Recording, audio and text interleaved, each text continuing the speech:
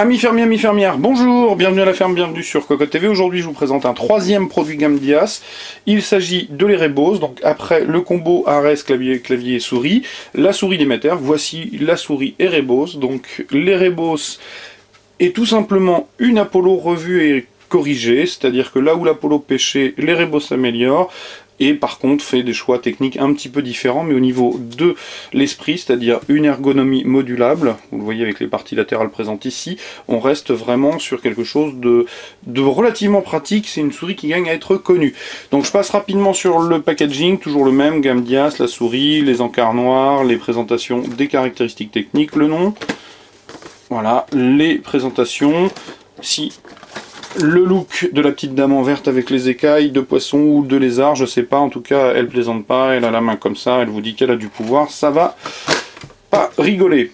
Donc pour le coup, au niveau du bundle, toujours le même, le guide de démarrage rapide, les autocollants, et nous avons fait le tour. Mais nous avons aussi les fameuses parties latérales, puisque, je le disais, l'Erebos propose une ergonomie modulable. Au niveau de la finition, c'est bien, voilà. Rien de particulier à remarquer. Là où l'Apollo faisait pêcher un peu avec un plastique un peu cheap, et bien ici on a du soft touch. Les parties de plastique granuleux sont réduites à peau de chagrin de chaque côté des parties amovibles, donc quelque chose de pas si mal que ça, tout à fait honorable. On retrouve en dessous le plastique granuleux, comme toutes les souris, une partie avant travaillée, donc quelques efforts techniques et de présentation tout à fait bienvenus. Alors, on a donc une souris ambidextre avec la fameuse arête gamme Dias qui ne gêne pas plus que ça, voire même, je dis pas plus que ça, c'est qui ne gêne pas du tout. Elle est bien placée et finalement peu pointue tout simplement. On va retrouver le logo illuminé de jaune, hein, je ne l'ai pas branché, c'est toujours le même jaune, pas forcément des plus sympathiques.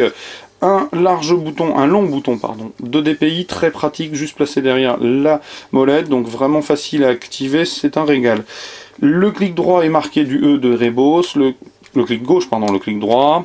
La molette toujours la même sur toute la gamme, donc l'écran à peine assez marqué, mais défilement tout à fait sympathique. Un faux bouton pour l'esthétique.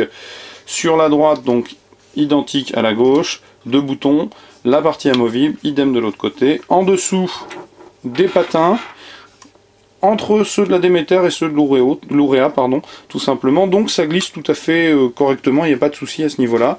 La trappe de Maslot, l'Apollo n'en avait pas ici, et bien l'Erebos s'en dote.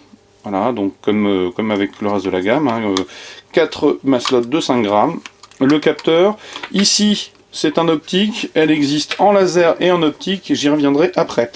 Alors, au niveau des parties latérales, on a une souris qui va permettre de se déterminer, savoir si on est finger, claw ou palm grip. Donc, par contre, le système d'accroche, je suis en train d'essayer d'enlever, est tout à fait convaincant, il n'y a pas de souci, les trois aimants tiennent très très bien. Donc, pas de problème avec ces parties de moyenne taille. Ils sont plus faciles à enlever du coup parce qu'on peut les attraper par la tranche, ici. Donc là, ici, pas de souci. Par contre, petit défaut, je vous le présente tout de suite, quand vous placez ces parties-là, alors là, elle devient vraiment très très grosse.